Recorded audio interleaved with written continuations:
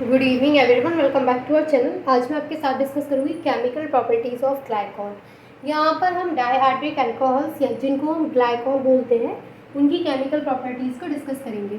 तो यहाँ जो सबसे फर्स्ट केमिकल प्रॉपर्टी रहेगी उसमें हम रिएक्शन कराएंगे ग्लाइकॉल की HCl के साथ, यानी हम यहाँ पर एसिड के साथ रिएक्शन कराएंगे और देखेंगे कि जब डाइहाइड्रिक अल्कोहल रिएक्ट करता है एसिड के साथ तो क्या फॉर्म होता है और कितने स्टेप्स होते हैं या फिर कितने नंबर ऑफ मॉलिक्यूल्स वहाँ पे यूज़ होते हैं।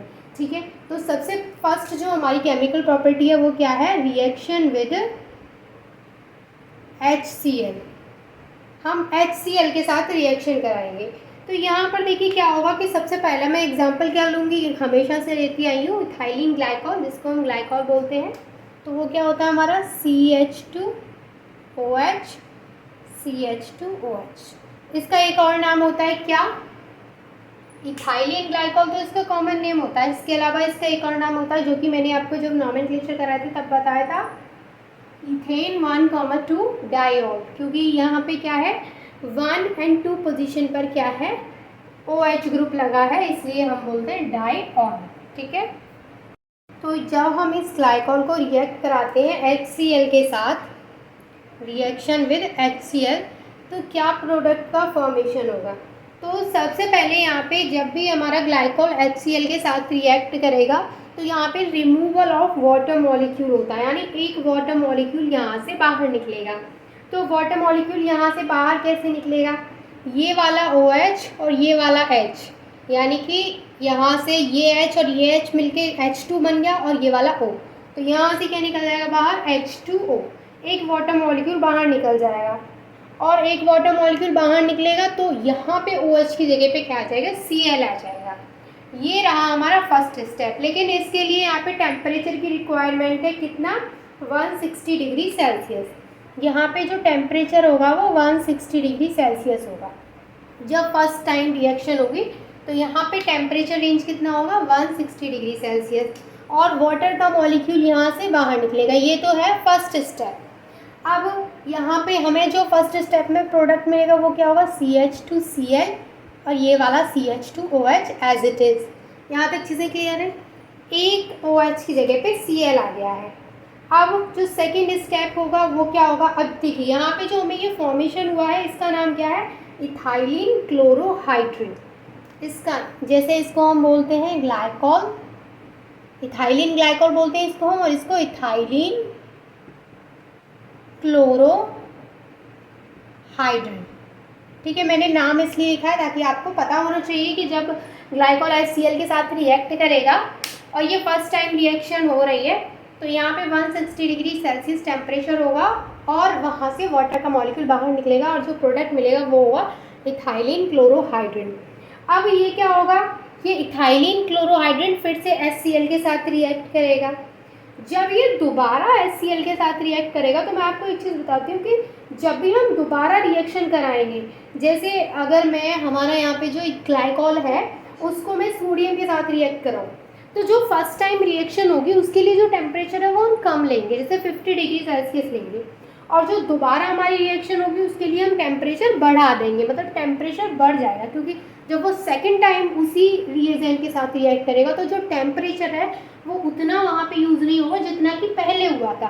फिर क्या होगा? टेम्परेचर की जो रिक्वायरमेंट है वो बढ़ जाएगी। तो जब ये सेकेंड स्टेप में रिएक्ट करेगा तो यहाँ पर जो टेम्परेचर हमने 160 डिग्री सेल्सियस लिया था फर्स्ट स्टेप में, वो टेम्परेचर जब हम सेकेंड स्टेप में इसको फिर से रिएक्ट कराएंगे HCl के साथ तो टेम्परेचर यहाँ पे हमें 200 डिग्री सेल्सियस लेना पड़ेगा। तो यहाँ पे हम क्या करेंगे? यहाँ पे टेम्परेचर बढ़ा देते हैं 200 डिग्री सेल्सियस और फिर से यहाँ पे क्या होगा? फिर से यहाँ पे HCl का रिएक्शन होगा। अब यहाँ से HCl का रिएक्शन होगा तो सेम यहाँ से वाटर मॉलिक्यूल रिमूव होगा और यहाँ पे ये वाला जो OH है और ये वाला जो हाइड्रोजन है वो H2O बन के निकलेंगे और ये Cl यहाँ जुड़ जाएगा। तो यहाँ पे हमें क्या मिलेगा? CH2Cl, CH2Cl, और हमें क्या मिलेगा? एक वाटर का मॉलिक्यूल बाहर निकलेगा। अब यहाँ पर ये जो फॉर्मेशन हुआ है वो क्या है? Ethylene chloride, ethylene chloride. समझ में आया आपको कि जब हम ग्लाइकॉल को HCl के साथ रिएक्ट कराते हैं तो फर्स्ट स्टेप में हमें क्लोरोहाइड्रिन का फॉर्मेशन होगा at 160 degree celsius temperature and then it again reacts with HCl at 200 degree celsius temperature, तो हमें इथाइलिन क्लोराइड का फॉर्मेशन होगा। Is it clear to all of you? अभी मैंने यहाँ पे आपको बताया, अभी मैं एक और रिएक्शन का एग्जाम्पल दूंगी तो वहाँ मैं आपको और अच्छे से क्लियर करूँगी कि जब हम फर्स्ट स्टेप ले रहे हैं तो टेम्परेचर कम रिक्वायरमेंट है, वहाँ पे टेम्परेचर की रिक्वायरमेंट कम है, लेकिन जब वो सेकेंड स्टेप में फर्दर उसी रिएजेंट के साथ में रिएक्ट कर रहा है तो उसकी जो रिक्वायरमेंट है वो बढ़ जाती है, फिर वो ज़्यादा टेम्परेचर पर रिएक्शन होगी। ठीक है, जैसे पहले 50 पे हुई तो दोबारा में उसका जो टेम्परेचर होगा वो 50 से ज़्यादा लेगी। ठीक है, अब जैसे यहाँ पे ये 160 पे हुई पहले तो दोबारा में 200 डिग्री सेल्सियस पे हुई। क्लियर? चलिए तो आप फटाफट से इसको नोट कर लीजिए।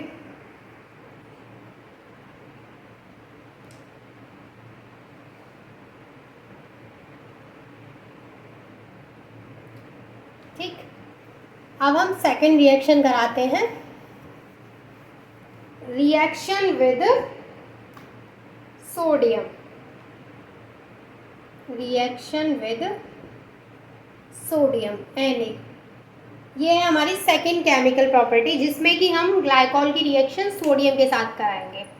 अब देखिए इस रिएक्शन में क्या होगा, सेम होगा यहाँ पर भी। सबसे पहले हम ग्लाइकॉल ले लेंगे CH2OH, यहाँ भी हम CH2OH ग्लाइकॉल ले लेंगे, इसको हम रिएक्ट कराएंगे सोडियम के साथ एट 50 डिग्री सेल्सियस टेम्परेचर। यहाँ पर हमने 50 डिग्री सेल्सियस टेम्परेचर लिया है। फर्स्ट स्टेप में क्या हुआ, एक हाइड्रोजन यहाँ से निकलेगा तो मैं लिख देती हूँ ½ एक हाइड्रोजन यहाँ से निकलेगा ये वाला हाइड्रोजन और उसकी जगह पे Na जुड़ जाएगा, तो फर्स्ट स्टेप में हमें मिलेगा CH2ONa और CH2OH एज इट इज़ रहेगा। सेकेंड स्टेप में जब ये अगेन Na के साथ रिएक्ट करेगा तो टेम्परेचर यहाँ पे हमें लेना पड़ेगा 160 डिग्री सेल्सियस। फिर से यहाँ पे क्या होगा, माइनस, यहाँ पे -12H2, मतलब एक हाइड्रोजन यहाँ से ये वाला निकल जाएगा और उसकी जगह पे फिर से क्या जुड़ जाएगा, CH2ONa और यहाँ पर भी CH2ONa। ये जो हमें प्रोडक्ट मिला है, देखिए ये जो प्रोडक्ट है इसका नाम क्या है, मोनोसोडियम ग्लाइकोलेट, और ये जो प्रोडक्ट मिला है इसका नाम क्या है, डाई सोडियम ग्लाइकोलेट। क्योंकि वहाँ पे एक सोडियम है इसलिए हम इसको बोलेंगे मोनोसोडियम